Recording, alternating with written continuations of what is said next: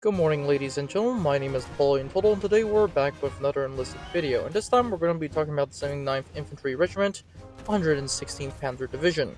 We're going to be talking about the history, the stats, the weapons, and whether you should get it or not. But that said, let's get started with Enlisted's latest and, in my opinion, best APC squad. The 116th Division was constituted in the Rhineland and Westphalia areas of Western Germany in March of 1944, from the remnants of the 16th Panzer Grenadier Division and the 179th Reserve Panzer Division.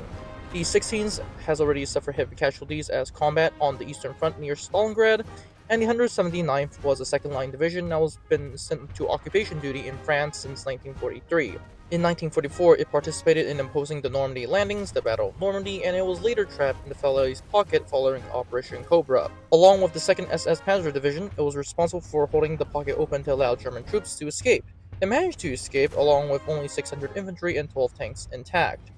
In October, it fought the Americans at the Battle of Aachen, with the town falling to the Americans on the 21st of October. It was then moved to Dusseldorf for refitting. On the 8th of November, the division repulsed an attack from the US 28th Infantry Division in the Battle of the Harken Forest, recapturing the town of Schmitz. The 116th then participated in the Operation Watch on the Rhine, or the Ardennes Offensive. On the 10th of December, before the offensive, it was partially refitted with the 26 Panzer IVs, 43 Panthers, and 25 Jagdpanthers, of which 13 were only combat ready. However, it was still missing most of its organic transportation corps, essentially stalling the operation, as it was the middle spearhead of the advance on the Meuse from the Somme to La Rochelle. After failure in the Battle of the Bulge, it was later delaying the Allied forces, allowing other German units to retreat. It then was withdrawn over across the Rhine in March. It then opposed the US Ninth Army as it advanced and crossed the Rhine. On the 16th of April 1943, the majority of the division was forced to surrender to the United States Ninth Army after trapped in the rural pocket. The remnants of the division continued to fight until 30th of April, and then only surrender after the resources has been exhausted. But that said, let's move on to the SDKFC 251/9.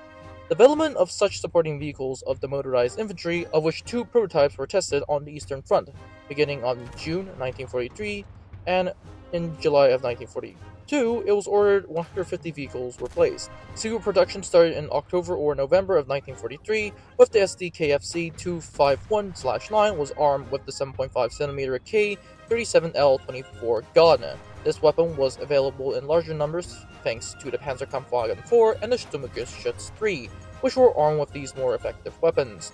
The gun mounting of the early version was less than high than the shield of the MG, or the one on the SDKFC 251. During combat, the crew was lacking protection, and beginning of December 1943, an improved version of the new SDKFC 251/9 entered serial production. The gun carriage of the weapon was now designated with a 7.5 CMK51 SDF that fitted the upper hull. The result was a much simpler construction.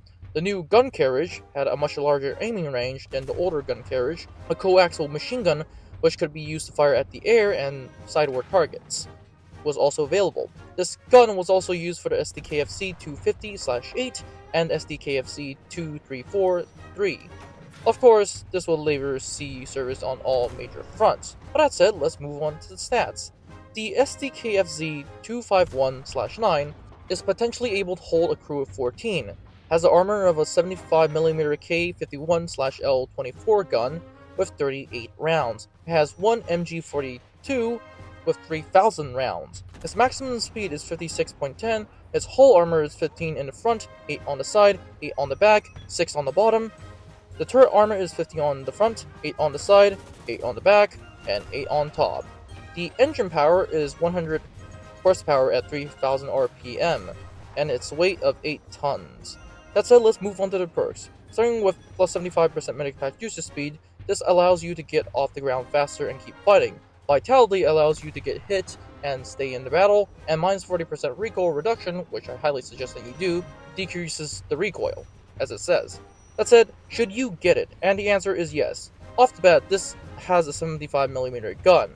Now, this is not something to sneeze at, since this is at tier 3, meaning that you can destroy a lot of tanks with it. Not only that, but because this is an APC, you can also carry troops in the battle, thus not only can you get points from killing enemies, but you can also get points from getting spawns. Also, this thing is at tier 3, like I said, which means that this thing can still take out a lot of things, because as of right now, most tanks in Tier 3 are still on the light side.